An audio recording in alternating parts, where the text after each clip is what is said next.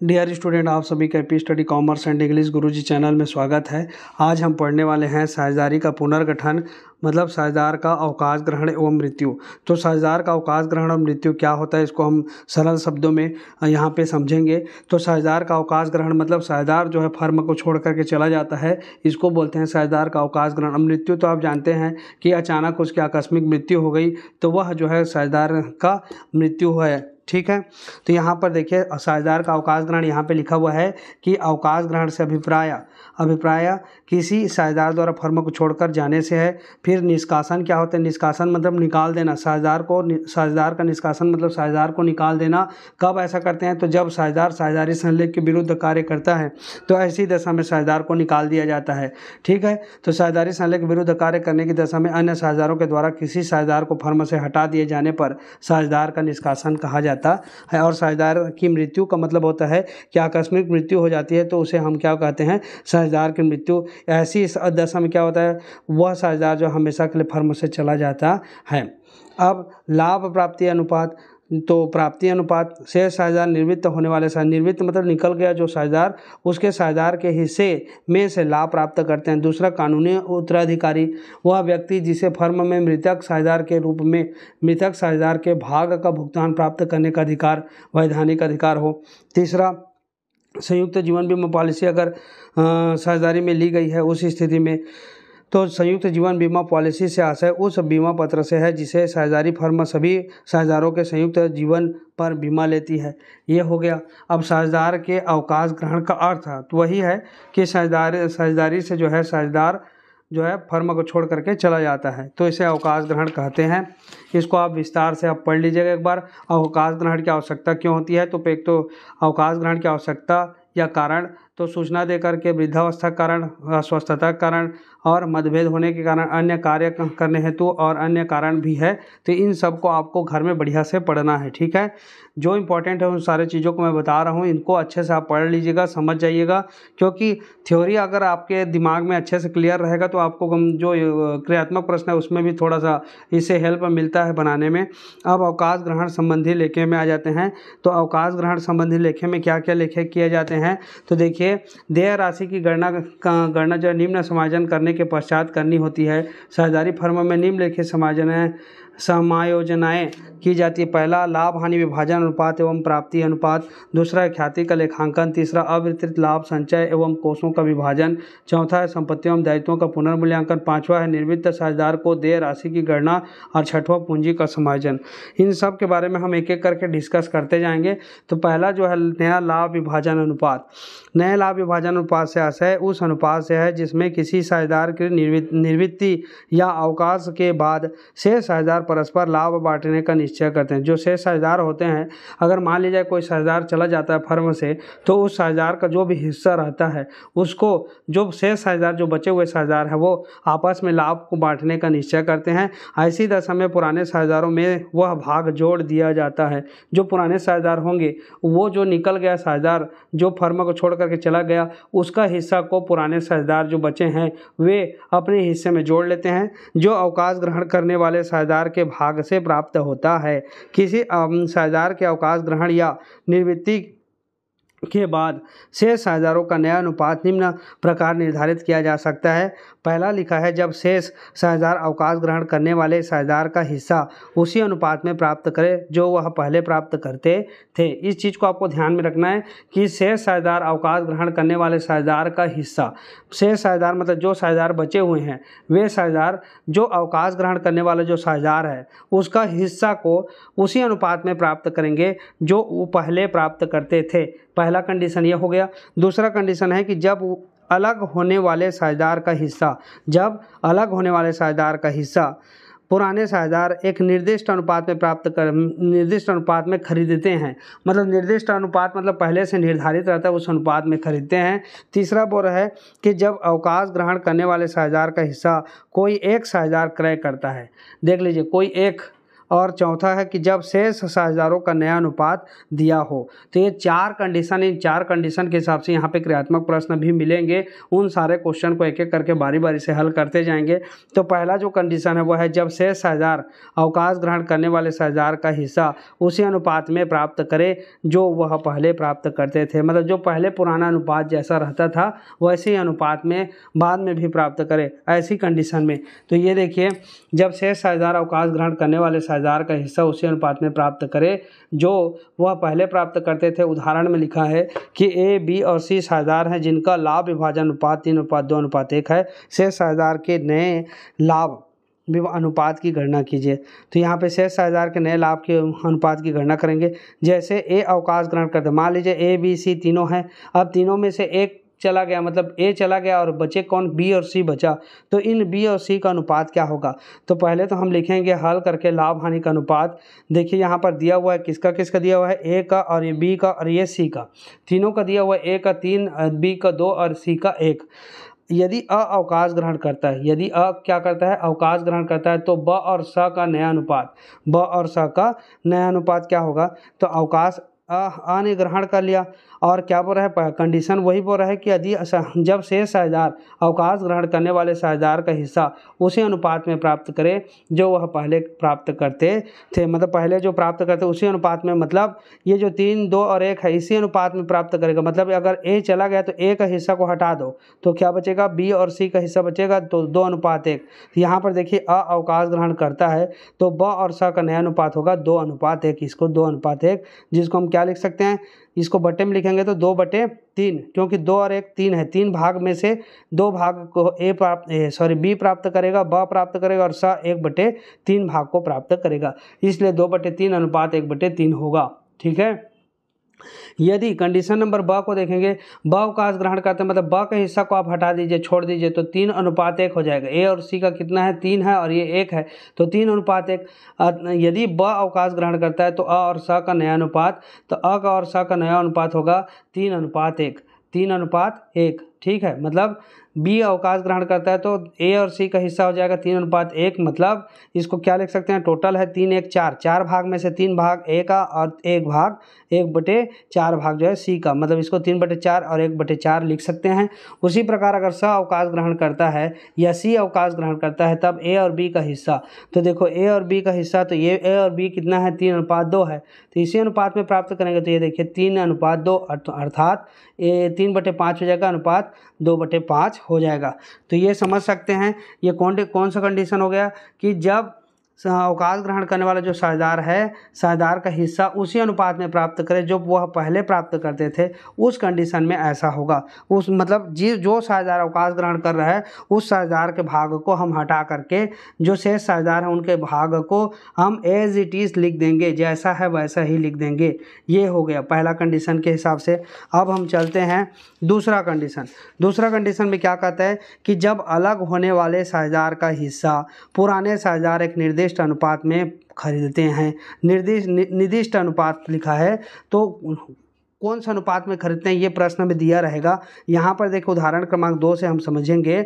नितिन, मुकेश और महेश लाभ हानि को 3:2:1 के अनुपात में बांटते हैं। लिखा है, अनुपात भी दे दिया 3, 2 और 1। महेश अवकाश ग्रहण करता है, कौन करता है, महेश लास्ट वाला है, मतलब उसका अनुपात क्या है, 1 है। ठीक है, क्योंकि नितिन का 3, मुकेश का 2 और महेश का 1 होगा। ठीक। अब महेश जो है अवकाश ग्रहण करता है उसका हिस्सा नितिन और मुकेश के द्वारा 2:1 के अनुपात में लिया जाता है। यहाँ पे बताया कि उसका हिस्सा, किसका हिस्सा, महेश जो अवकाश ग्रहण करता है उसका हिस्सा को नितिन और मुकेश जो है 2:1 में, मतलब 2 भाग नितिन लेगा और 1 भाग जो है मुकेश लेगा। ठीक है, अनुपात में लिया जाता है। नए लाभ विभाजन अनुपात की गणना कीजिए। तो यहाँ पर देखिए हमको सारा चीज़ क्लियर है कि ये 2:1 में, मतलब नितिन का पुराना हिस्सा क्या है, तो नितिन का जो पुराना हिस्सा है ये 3 है, 3 अनुपात है, 3, 2 और 1, मतलब 3 भाग नितिन का है और मुकेश का 2 भाग है। ठीक है, तो 3/6 कर दें, 3, 2, 5 और 1 6। टोटल कितने भाग हो जाएंगे, ये टोटल को सबको मिलाएंगे तो 3, 2, 5 और 1 6। 6 भाग में से 3 भाग नितिन का और 6 भाग में से 2 भाग मुकेश का, जिसको हम 2/6 लिख सकते हैं, और 6 भाग में से 1/1 भाग जो है महेश का, जिसको जिसको हम 1/6 लिख सकते हैं। ठीक है, तो यहाँ पर देखिए नितिन का पुराना हिस्सा कितना है, 3/6 है। कितना है, 3/6। ठीक, अब मुकेश का पुराना हिस्सा 2/6, यहाँ से ले लिया, इसको 3/6 लिख सकते हैं, इसको 2/6, इसी को हमने यहाँ पे लिख दिया 3/6 और 2/6। अब साझेदारों को महेश का हस्तांतरित भाग, महेश का जो भाग है वो कितना है, 1 है। 1/6 होगा, इसको हम क्या लिख सकते हैं, 1/6। जैसे यहाँ पर 3:2:1 है, जिसको हम 3/6 और 2/6 और 1/6। अब ये महेश का भाग 1/6 है, तो इस 1/6 को हमने यहाँ पे लिख दिया साझेदारों को महेश का हस्तांतरित भाग। तो 1/6, 1/6 का 2/3 भाग, 2/3 कौन है, तो यहाँ पे देखिए 1/6 का, इसको आप सीधा डायरेक्ट ऐसे कर सकते हैं, इसको हम इसको कटा दिया गया है, तो 3 एकम 3, अच्छा इसको थोड़ा सा हमको समझना है।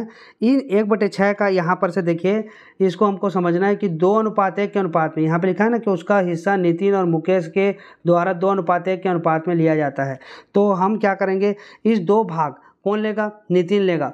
तो यहाँ पे देखिए 1/6 का 2/3 भाग बराबर 2/18। ये कहाँ से आया, तो जो हिस्सा है नितिन और मुकेश का द्वारा 2:1 में, जिसको हम क्या लिख सकते हैं, 2/3 लिख सकते हैं और 1/3 लिख सकते हैं, है ना। तो ये 2/3 भाग नितिन का हो गया, नितिन का भाग नितिन प्राप्त करेगा 2/18 भाग, और यहाँ पर मुकेश प्राप्त करेगा 1/6 का 1/3 भाग बराबर 1/18 भाग। ठीक है, तो ये यहाँ पर लिखना था हमको, यहाँ पे नितिन प्राप्त करेगा किससे, महेश से, और वहाँ पे मुकेश प्राप्त करेगा महेश से। तो ये हो गया, दोनों का हिस्सा निकल गया। अब इसी को हमको जोड़ना है। नितिन के भाग में, नितिन का जो भाग है वो है 3/6, ये देखिए नितिन का पुराना हिस्सा 3/6, इसमें जोड़ देंगे इस 2/18 को। तो हमने यहाँ पे 3/6 धन 2/18 कर दिया, तो कितना आ गया, ये इस 6 और 18 का लघुत्तम समवर्तक लेंगे तो 18 आएगा। अब 18 को भाग देंगे 6 से, इस 6 से भाग देंगे तो 6 2 6 तिया, और 3 का गुणा ऊपर वाले से कीजिए, 3 तिया 9। उसी प्रकार 18 एकम 1 आया, भागफल 1 का गुणा ऊपर वाले से करेंगे, 1 2 ने 2, 9 2 11, 11/18 हो गया। उसी प्रकार मुकेश का भी किए, 2/6 भाग क्या है, तो पुराना भाग है, पुराना हिस्सा 2/6, और उसमें जोड़ दिए इस वाले भाग को जो प्राप्त हो रहा है उसको, महेश का जो हिस्सा प्राप्त हो रहा है मुकेश को 1/18 भाग, तो हमने इसको जोड़ दिया। अब इन दोनों का लघुत्तम समवर्तक 18, 6 से भाग देंगे इसको, तो 6 2 6 तिया 3 आया, 3 का गुणा ऊपर वाले 3 2 ने 6। उसी पर 18 एकम 1 एकम 1, 6 1 7, 7/18। ठीक है, 7/18 हो गया। अतः साझेदारों के मध्य नया लाभ हानि विभाजन अनुपात 11:7, 11:7 होगा। ठीक है, 11:7 होगा। साझेदारों के मध्य नया लाभ हानि विभाजन अनुपात होगा 11:7 होगा। तो इस प्रकार से ये जो क्वेश्चन है वो बनेगा। ठीक है, ये समझ गए होंगे कि जब अलग होने वाले साझेदार का हिस्सा पुराने अनुपात एक निर्दिष्ट अनुपात में प्राप्त करते हैं, मतलब पहले इन्होंने कितना 2:1 के अनुपात में खरीदा, किसके हिस्से को कम खरीदा, तो महेश के हिस्से को खरीदा या बांट लिया। ठीक है, ऐसा कह सकते हैं। फिर उसके बाद आगे बढ़ते हैं, इसी का और एक क्वेश्चन दिया हुआ है, देखिए अब स एक फर्म में साझेदार हैं 3:2:1 के अनुपात में, स फर्म से अवकाश ग्रहण करता है तथा उसके भाग का ए ने 1/3 भाग क्रय किया और शेष ब ने क्रय किया, नया लाभ हानि विभाजन अनुपात ज्ञात कीजिए। अब यहाँ पर भी एक निर्दिष्ट भाग दिया हुआ है, 1/3 भाग एक खरीदेगा, मतलब 3 भाग में से 1 भाग ए ने खरीदा, तो बचा कितना भाग, तो 3 भाग में से 1 भाग मतलब 2 भाग बचा, तो 2/3 भाग जो है ब ने खरीदा। ऐसे आपको विचार कर लेना है। ठीक है, अब अ द्वारा क्रय किया जाएगा सा के भाग का 1/3 भाग। सा का भाग कितना है, तो सा का भाग देखो यहाँ पर अब सा है, अब सा में 3 2 और 1 है, मतलब सा का भाग 1 है। इसको हम क्या लिख सकते हैं, अगर बटे में लिखेंगे तो 1/, हम लिख सकते हैं 6। ठीक है, इसको हम थोड़ा सा कॉपी पेन के माध्यम से भी समझाने का प्रयास करूँगा। देखिए यहाँ पर हमने लिखा है कि आ ब और सा, तो आ का हिस्सा 3, ब का हिस्सा 2 और सा का हिस्सा 1 है। अब इसको हम लिखेंगे अगर बटे में, तो 3/3 2 5 1 6, मतलब 3/6 2/6 अनुपात 1/6, ये हो जाएगा। अब अवकाश ग्रहण कौन कर रहा है, तो अवकाश ग्रहण कर रहा है स अवकाश ग्रहण कर रहा है ना, तो स अवकाश ग्रहण कर रहा है और उसका हिस्सा कितना है, तो 1/6 भाग है, 1/6 भाग है। अब प्रश्नानुसार क्या बोल रहा है, तो प्रश्नानुसार को देखना पड़ेगा हमको। प्रश्नानुसार कह रहा है कि यहाँ पर देखिए, प्रश्नानुसार कह रहा है कि ए ए ने 1/3 भाग क्रय किया और शेष ब ने क्रय किया, तो 1/3 भाग किसका? स का। स का स का 1/3 भाग 1/3 भाग ए ने क्रय किया, तो यहाँ पर क्या हो जाएगा? स का भाग 1/6 है, का 1/3 भाग करके ऐसे निकाल लेंगे, तो हमारा क्या आ जाएगा? 1 एकम और 6 दूनी 6 तिया 18, मतलब 1/18 भाग ए प्राप्त करेगा। अब बी ने क्रय किया, तो बी ने क्रय किया, शेष भाग को क्रय किया, शेष जो है शेष भाग किसने क्रय किया? बी ने। तो 1/3 भाग मतलब 3 भाग में से 1 भाग ए ने क्रय किया, तो कितना भाग बचा? 2 भाग बचा, इसलिए 1/6 का 2/3 भाग करके 2 एकम 2 और 3 6 6 तिया 18, मतलब 2/18 भाग बी ने क्रय किया। ठीक है, इसको आपको ध्यान में रखना है। अब आ का नया अनुपात ज्ञात करेंगे। नया अनुपात आ का क्या हो जाएगा?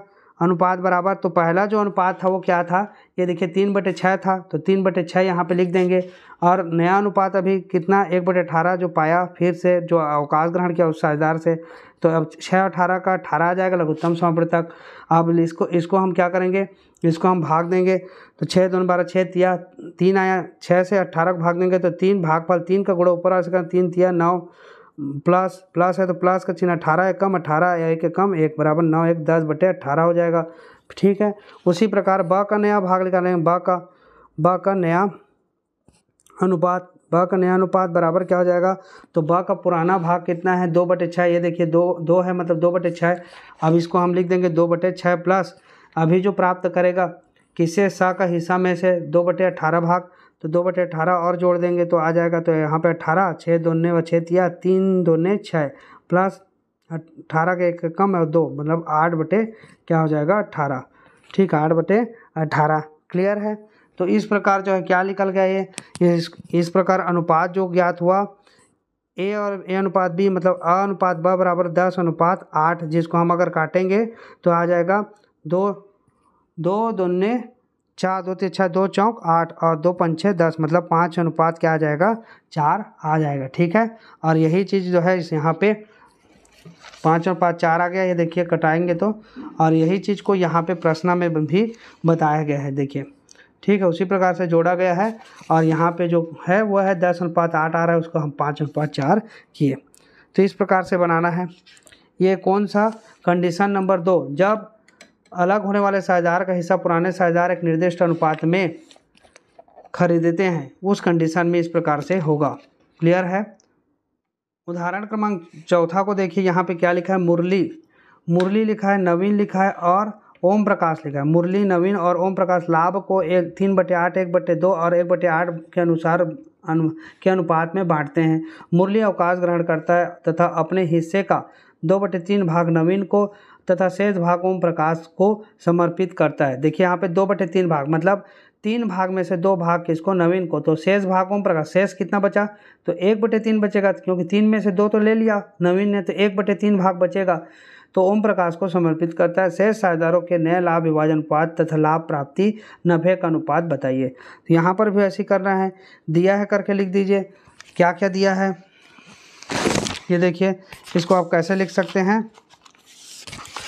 यहाँ पे हम अगर बनाएंगे क्वेश्चन नंबर 4 को, उदाहरण का क्वेश्चन नंबर 4, तो यहाँ पर है दिया है, तो हम लोग यहाँ पर ऐसे बनाएंगे इसको। देखिए क्या लिखेंगे हम लोग? दिया है मुरली, नवीन और ओम प्रकाश, उसका हिस्सा दिया हुआ है 3:8 3/8 1/2 और 1/8। यहाँ पर प्रश्न के अनुसार 3/8 1/2 और 1/8 अनुपात में बांटते हैं। ठीक है, मुरली अवकाश ग्रहण करता है और उसका हिस्सा 2/3 भाग को नवीन को और शेष भाग को ओम प्रकाश को समर्पित करता है। यहाँ पर देखिए लिख दिया हमने 3/8 1/2 और 1/8 जैसा प्रश्न में लिखा है। अब हम क्या करेंगे? देखिए यहाँ पर तीनों का हर जो है एक समान नहीं है ना, इसका हर जो है एक समान, इसको हम क्या करेंगे? इसको हर को बराबर करना है तीनों का, तो हम क्या कर दिए? तीनों का लघुत्तम समावर्तक ले लिया, तो यहाँ पर 8 आ गया। अब 8 2 और 8 का लघुत्तम समावर्तक यहाँ से निकाल दीजिए, 8 2 8 का, तो 4 दूनी 8 आ रहा है, देखिए है ना। 4 गुणित 2 करेंगे तो कितना आ जाएगा? 8। ये लघुत्तम समावर्तक आ गया 8। अब 8 को भाग देंगे इस 8 से, तो 8 एकम 1 का गुणा ऊपर वाले से करेंगे 3 और 1 तिया 3, तो यहाँ पे 3 और अनुपात, इसलिए अनुपात लगा दिए। अब यहाँ पे 2 है, तो हम यहाँ पे 2 से 8 का भाग देंगे तो 2 चौक 4 आया, 4 का गुणा ऊपर वाले से कर दे तो 4 एकम 4। उसी प्रकार अनुपात है तो अनुपात डाल दिए, फिर 8 का भाग देंगे 8 से तो 8 एकम 1 है, 1 का गुणा ऊपर वाले से करेंगे तो 1 एकम 1, मतलब 3:4:1, जो कि 3:4:1 के रूप में यहाँ पे लिख दिए। अब क्या बोल रहा है कि मुरली अवकाश ग्रहण करता है और उसका हिस्सा 3/8 कितना है, उसका हिस्सा 3/8 है। तो 3/8 जो मुरली का हिस्सा है वो अपने हिस्से का 1/3 भाग किसको दे रहा है, ओम प्रकाश को दे रहा है। तो 3/8 का 1/3 करेंगे तो यहाँ पर जो है ओम प्रकाश का पहले देखते हैं यहाँ पे मुरली अपने हिस्से का 2/3 भाग नवीन को देता है प्रश्नानुसार। तो इसका हिस्सा अवकाश ग्रहण करने वाले साझेदार का हिस्सा 3/8 है। अब 3/8 का 2/3 भाग नवीन को, तो 3/8 का 2/3 कर दिए तो हम यहाँ पे का है मतलब गुणा है, तो 3 दूने 6 और 8 दिया 24, तो यहाँ पर 6/24 जिसको हम कटाएंगे तो 3 दूने और 3 अट्ठे 24, मतलब 2/8 कर दिए। ठीक है, 2/8 हो गया ये। और उसी प्रकार मुरली अपने हिस्से का 1/3 भाग ओम प्रकाश को समर्पित करता है। तो मुरली अपने हिस्सा, मुरली का हिस्सा कितना है 3/8 है, का 1/3 भाग, तो 3 एकम 3 और 8 दिया 24। अब इसको कटाएंगे तो 3 एकम 3 अट्ठे 24। काटते समय यह ध्यान रखिएगा कि जैसे यहाँ पर 8 आ रहा है तो इसके नीचे भी 8 आना चाहिए। मान लीजिए इसको 6 से काट देंगे तो 6 एकम 6 चौक 24, तो 1/4 आ जाएगा, 1/4 आ जाएगा और यहाँ पे 1/8, तो फिर यहाँ पे भिन्न हो जाएगा दोनों में। इसलिए हमने क्या किया 3 से ही भाग दिया, तो 3 दूने और 3 अट्ठे, मतलब यहाँ पे 2/8 1/8, तो ये क्या है बराबर आ रहा है, उसमें हर जो है बराबर रहा है, तो अलग से आपको और अंश और हर में गुणा करने की आवश्यकता नहीं पड़ेगी। ऐसा करेंगे। उसके बाद अब हमने क्या किया, अब हम करेंगे नया अनुपात की गणना। नया अनुपात की गणना करेंगे।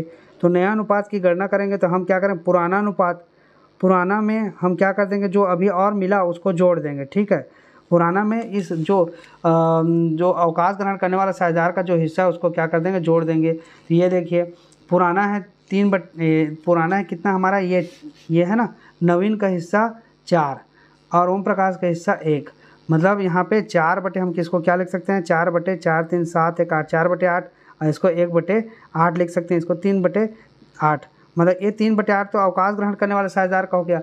अब बचा क्या, ये 4 है तो 4 का 4/8 लिख सकते हैं और 1/8 इसका। तो देखिए यहाँ पे नवीन का अनुपात निकालेंगे, नया अनुपात, तो 4/8 धन 2/8 यहाँ से लिए, जो उसको अभी मुरली से अपना हिस्सा मिला, मुरली का हिस्सा में से मिला 2/8 भाग, तो यहाँ 4/8 धन 2/8 बराबर क्या हो जाएगा, तो 8 और 8 का लघुत्तम समर्थक 8।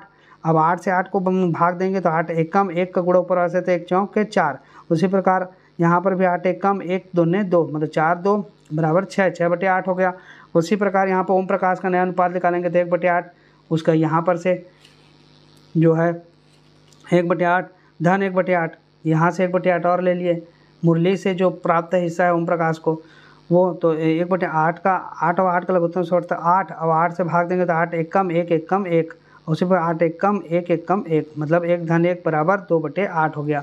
अतः नया अनुपात क्या हो जाएगा, तो नया अनुपात हो जाएगा 6:2, 6:2, जिसको हम क्या लिख सकते हैं, 2 एकम 2 तिया, मतलब 3:1 हो जाएगा। क्या हो जाएगा, 3:1। नया अनुपात हो गया 3:1 हो गया। अगर हम लाभ प्राप्ति अनुपात अगर पूछा गया तो लाभ प्राप्ति अनुपात होगा 2:1। देखिए 2:1, क्योंकि मुरली अपने हिस्से का नवीन को कितना दे रहा है, 2:8 भाग, मतलब 2:1 होगा, कितना होगा 2:1, ये लाभ प्राप्ति भाग हो गया और ये हो गया आपका नया अनुपात 3:1। ठीक है, तो इस प्रकार से बनाना है। हालांकि इसको ये देखिए इसमें इसी प्रकार से बुक में भी बताया गया है, तो इस प्रकार से भी आप सॉल्व कर सकते हैं। यहाँ पर भी 2/3 भाग का 3/8, इसको उल्टा कर दिया है। अब हम क्या करते थे, 3/8 भाग का 2/3 भाग प्राप्त करेगा कौन, नवीन, और मुरली का 3/8 भाग का 1/3 भाग प्राप्त करेगा, इसलिए 1/8 ऐसा लिखते थे। ठीक है, इसमें थोड़ा सा उल्टा लिख दिया है।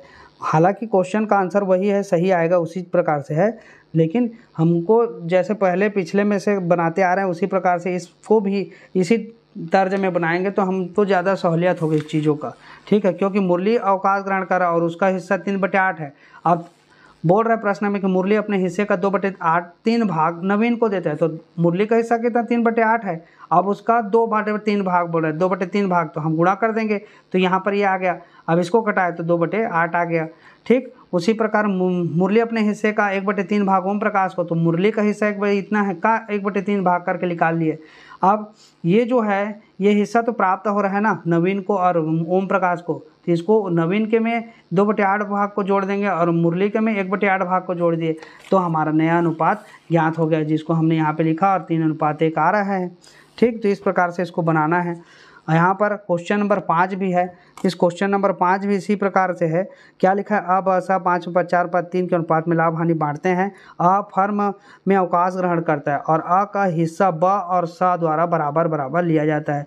ब और स का नया अनुपात ज्ञात कीजिए। एकदम सिंपल है ये भी, तो आप इसको भी एक बार बना के बता देते हैं। तो ये देखिए यहाँ पर हमने इसको बनाया है। यहाँ पर हमने लिख दिया कि अ दिया है, अ ब स का अनुपात दिया है 5/4/3। तो इसको हम क्या लिख सकते हैं, देखिए टोटल भाग है 5 4 9 9 3 12 12 भाग है, 12 भाग में से 5 भाग अ का, जिसको हम लिख सकते हैं 5/12। ब का है 4 तो 4/12 लिख सकते हैं। 3 है तो 3/12 लिख सकते हैं स का, है ना। तो 5/12 अनुपात 4/12 अनुपात 3/12 ये हो गया। अब अ जो है फर्म से अवकाश ग्रहण करता है प्रश्नानुसार, और अ का हिस्सा का जो है ब और स बराबर बराबर लिया जाता है करके प्रश्न में लिखा हुआ है। अ के हिस्से को जो है ब और स बराबर बराबर लेते हैं, अर्थात ब जो है अ से प्राप्त करेगा 1/2 भाग और स भी अ से प्राप्त करेगा 1/2 भाग, मतलब अ का जो इतना भी हिस्सा है उसका आधा भाग ब और आधा भाग स प्राप्त करेगा, मतलब 1/2 भाग प्राप्त करेगा। तो इसको हम कैसे बनाएंगे, तो अ का हिस्सा कितना है, तो अ का हिस्सा है 5/12। कहाँ से लिया, ये देखिए अ का हिस्सा 5 है, 5/12 लिखे हैं। इसी 5/12 का 1/2 भाग जो है मतलब आधा भाग ब प्राप्त करेगा और 1/2 भाग जो है स प्राप्त करेगा। अतः अ से ब प्राप्त करेगा तो 5/12 का 1/2 भाग बराबर 5/24। इसी प्रकार अ से स प्राप्त करेगा 5/12 का 1/2 भाग बराबर 5/24, मतलब दोनों बराबर बराबर आ रहे हैं ना, यहाँ पे दोनों का बराबर बराबर आ गए। देखिए 5/24 5/24। अब इसको क्या करेंगे, नया अनुपात ज्ञात करेंगे। तो ब का हिस्सा में इस अनुपात को जोड़ देंगे, क्योंकि ये और किससे पा रहा है, अ से प्राप्त हो रहा है इसको, तो इस हिस्सा को हमको जोड़ना है। तो 4/12 यहाँ पर देखिए 4/12 है, ये कहाँ से आया, तो इसका पुराना अनुपात यहाँ पर देखिए 4/12 और ये स का 3/12। यहाँ पर हमने लिखा 4/12 और यहाँ पे 3/12। अब इसमें ब के में जोड़ देंगे 5/24 को, यहाँ से जो निकाले हैं उसको, जो अ से प्राप्त हो रहा है उस हिस्से को जोड़ देंगे, तो 5/24 को जोड़ दिए प्लस करके, तो 12 24 का लघुत्तम समापवर्तक 24 आएगा। अब 12 से 24 को भाग देंगे तो 12 दूने 2 आया, 2 का गुणा ऊपर आ सकेंगे 2 चौक 8 और 24 एक कम 1 1 का गुणा ऊपर आ सकते 1 5 5, मतलब 8 5 13 13/24 हो गया। उसी प्रकार स का, तो स का कितना है, तो 3/12 प्लस 5/24, तो यहाँ पर क्या हो जाएगा, यहाँ पे 24 आ गया। अब 12 दूने क्या आ जाएगा 2, 12 दूने 2 आया, 2 का गुणा ऊपर आ सके 2 3 6। उसी प्रकार 24 का 24 एक कम 1 आया, 1 का गुणा ऊपर आ सकते 1 5 5, मतलब 6 5 11 11/24। ठीक है, तो इस प्रकार से कर सकते हैं। अतः ब और स का नया अनुपात तो ये हो जाएगा 13 और 11, तो 13:11 करके यहाँ पे लिख सकते हैं। क्लियर है, तो इस प्रकार से जो है अनुपात की गणना करनी है। जितने भी क्वेश्चन हैं वो सारे क्वेश्चन बिल्कुल सरल हैं, एक बार 2 बार आप प्रैक्टिस कीजिए, सारी चीज़ें समझ में आते जाएंगी। और यहाँ पर 5वां नंबर का उदाहरण भी हमारा क्लियर हो गया, चौथा नंबर का उदाहरण भी हमने क्लियर किया।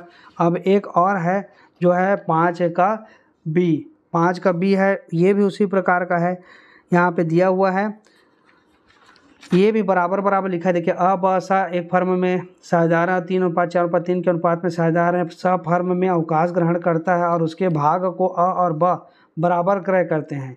नया अनुपात व लाभ प्राप्ति अनुपात ज्ञात कीजिए। अब यहाँ पे स है, तो ठीक उसी प्रकार से जैसे अभी हमने 5 का ए को बनाया, उसी प्रकार ये 5 का बी भी बनेगा और ये जो है आपसे भी बन सकता है। ठीक है, तो इसको आप ही सॉल्व कीजिए और समझिए। फिर उसके बाद हम चलेंगे तीसरा कंडीशन को, जब अवकाश ग्रहण करने वाले साझेदार का हिस्सा कोई एक साझेदार क्रय करता है, उस स्थिति में कैसे पंजीकरण मतलब कैसे हम इसका जो अनुपात है वो निकालेंगे। तो इसके लिए हम नेक्स्ट वीडियो में इसको आगे का क्वेश्चन को बनाएंगे। तो आज के लिए बस इतना ही। वीडियो को देखने के लिए आप सभी का बहुत बहुत धन्यवाद।